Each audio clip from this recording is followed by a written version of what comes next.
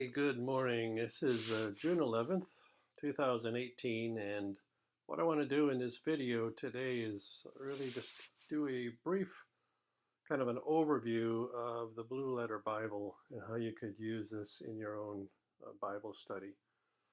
Lisa and I have started using this. I've been using it for several years, and she started using it a couple of years ago and found it very helpful as well. This is a real powerful resource for us to get a grasp of the scriptures. There are, of course, a number of Bible programs that you can download and put on your computer. This is internet based, so if you have access to the internet, you can get a hold of this fairly easily. Now you can download this as an app on both your iPad and your iPhone or mobile phone.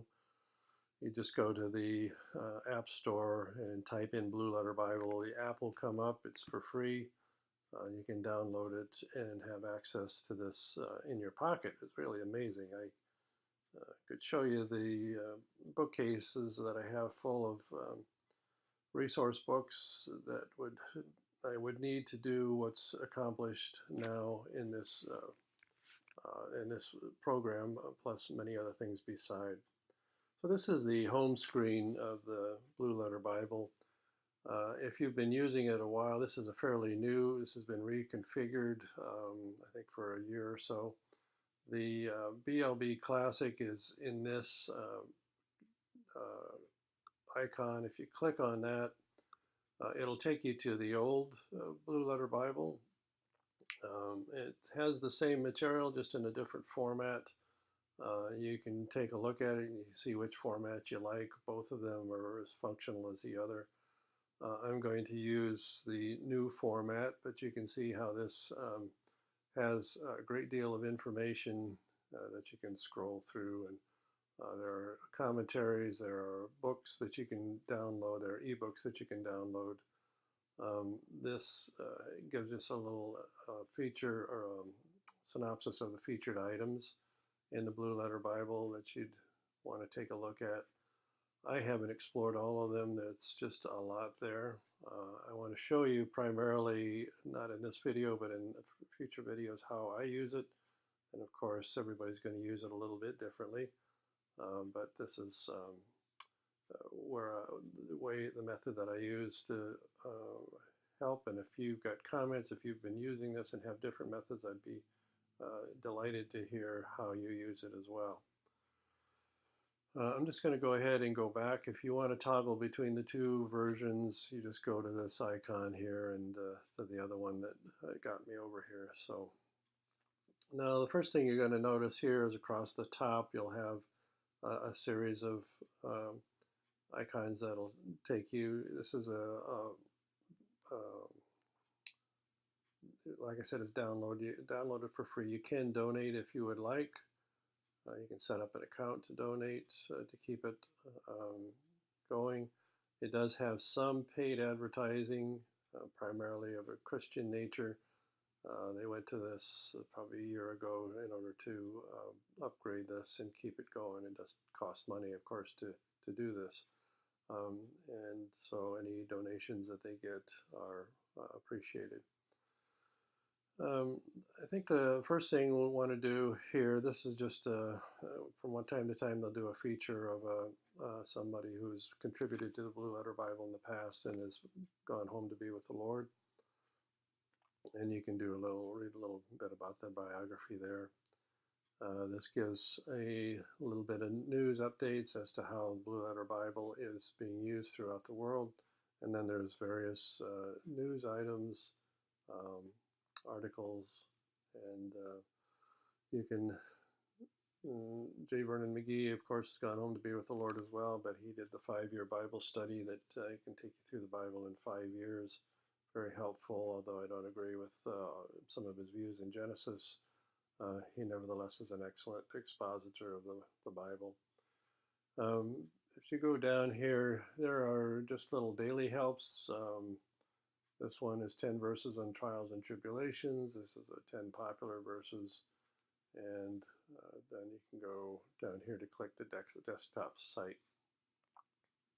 Now, as I mentioned here, you can download some videos, you can download ebooks. Most of these are for free, as far as I know. All of them are for free. Well, I guess you can buy a t-shirt if you'd like.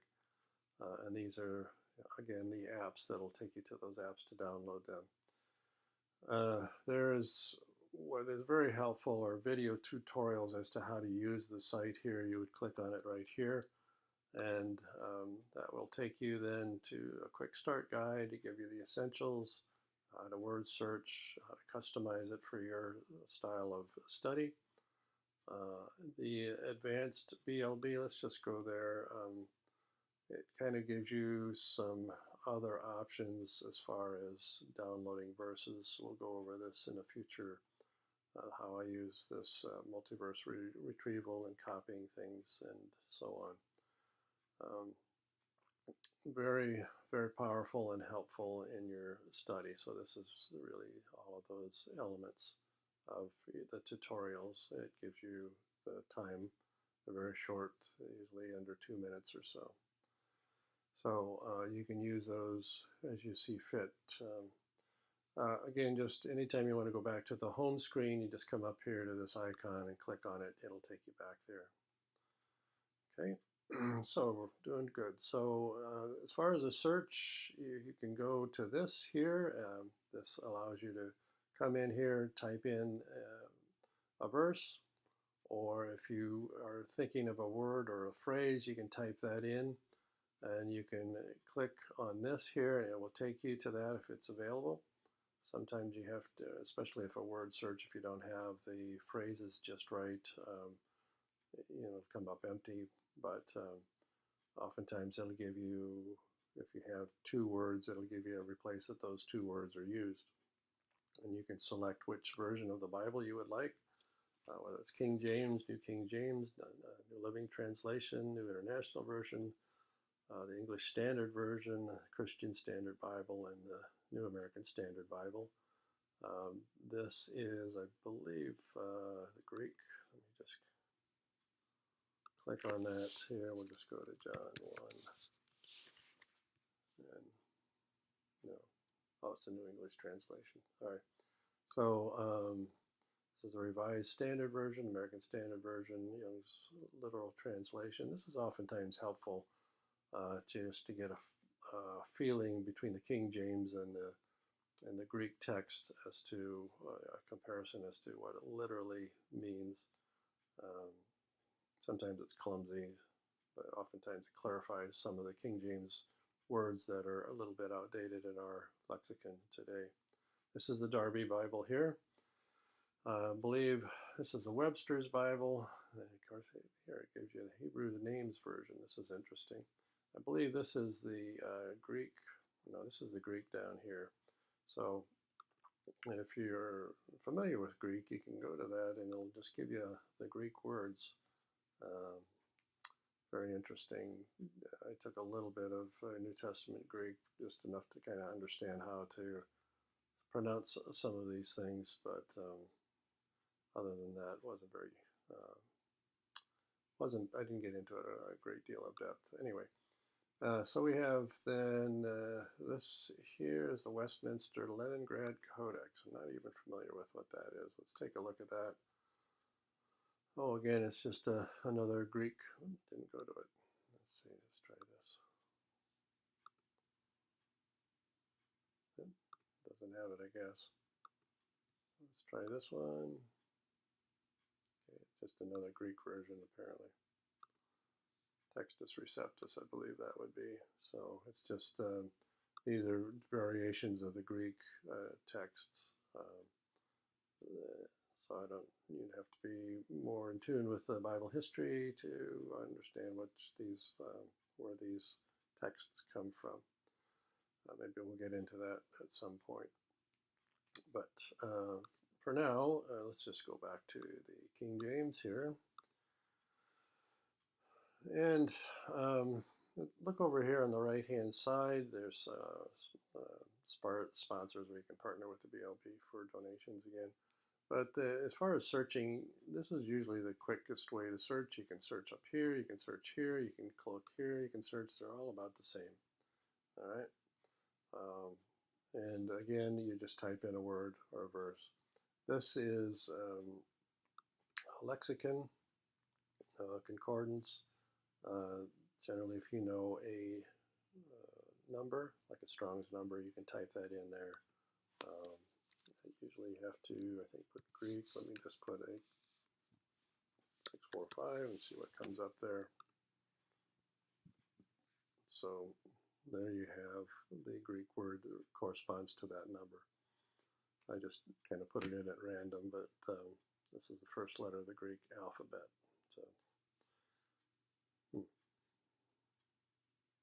So anyway, oh, that's Strong's G1, so apparently it didn't give me what I put in because I don't know what I really put in. Anyway, this is an interesting feature here. I've not really looked at this theological frequently asked questions. And you can click on that to see what it's about. You can, looks like if you just click on this, you get some, like if you type in King's wife, and nothing there. Like I said, I haven't used that feature, so anyway. Let's go back here to study. This gives you various Bible commentaries that are available. They have Harmony of the Gospels. They have encyclopedias, dictionaries, intro to the Bible, topical indexes, charts and outlines. This is oftentimes very helpful.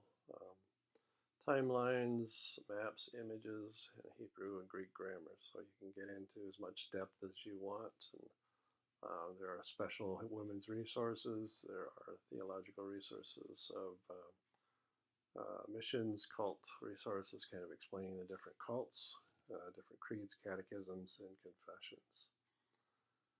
The multimedia, if you click on that, you have various videos that are available to look at, and I think those could be encouraging. I haven't really looked at this. We particularly like David Guzik's commentaries. This looks like it's just a kind of an interview with him, lessons learned in ministry, preparing a message for teaching. These are good. I haven't seen these before, so that's good. Let's go back to the home here again. So going back to study, oops, you have those features there. If you go to devotionals, often if you hover over this as well, it'll just give you what's available in that before you click on it, so you can say, well, that's not really what I wanted to do today, but it's really nice to kind of get an overview of what's there. And then you can click on any one of these things just from this hover box as well. Tremendous. So there's a help page, again, the video tutorials and things that we looked at before. There are various products available that were down at the bottom of the page as well. There are ministries here. I think ministries that support this particular site. You can get some information about BLB, why it was started, what the statement of faith is, etc. It's helpful to look at, know what you're looking at. So again, there's the donate page. So at any time, you can return to the top. Like if you're kind of get lost in the weeds or a rabbit trail down here, you can click on this. It'll take you back to the top. There are links here. For instance, what this will do is that whatever page that you are on, if you click on that, if you want to copy and paste this, or if you want to open it up in another browser, you can just click on copy, and you have that. This is helpful if you find something that you want to share with somebody, and you can copy that and send it to them in an email or Facebook or whatever. That's really could be a very good evangelistic tool too. If you're writing to somebody and you see something, just go up here and click the link and copy it and send it to them. They can take a look at it for themselves. Really nice. If you want to cite, like if you're doing a report or if you're doing preparing a message or any kind of an article, you can click on this cite this. And what it will do is give you, for instance, if you copy this here, I'm just going to open up pages here. And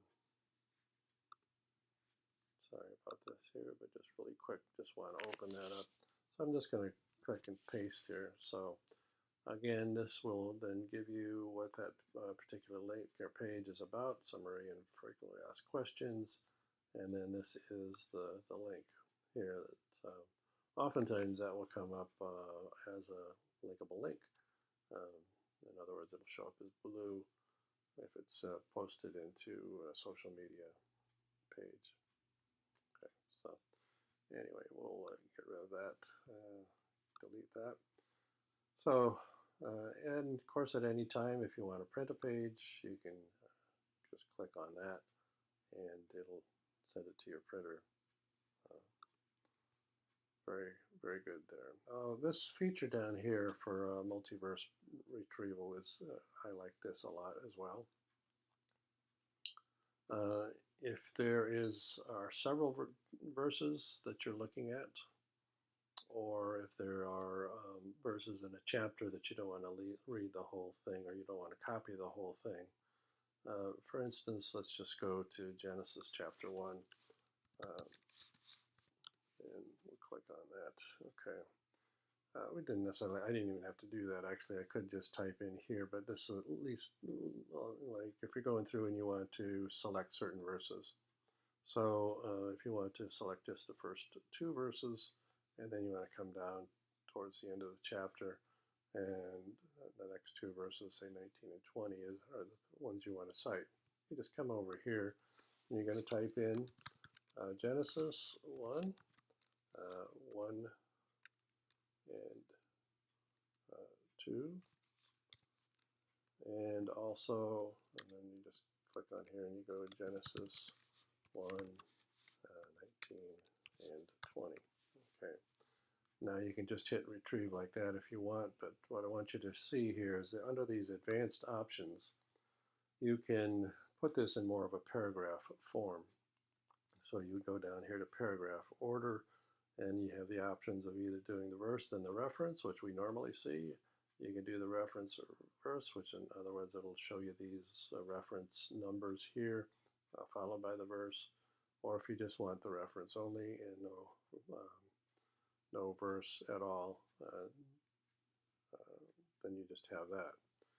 So I usually go like with the verse reference, so it'll type in the verse and then give me the reference Genesis 1 and 2 at the end. We'll see how this comes up. There are other options here where you can put quotes around the verses. You can remove the square brackets. I like to kind of do that. And what this is here is this, I'll just show you what it looks like. If there's no delimiter, it'll show a number up. So I'm going to just retrieve that, and what you'll see here then is this. What the delimiter will have the verse in the front here, like this. I don't really like to have that all the time, so I will change that.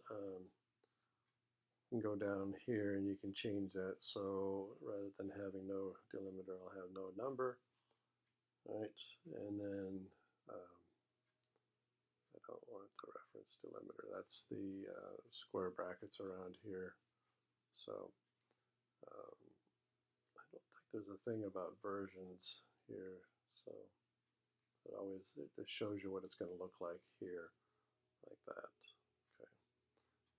So it depends on how you want it. So I'm just going to retrieve this as it is like that. Okay. And so you've got the verses here, and they're limited, or they're separated.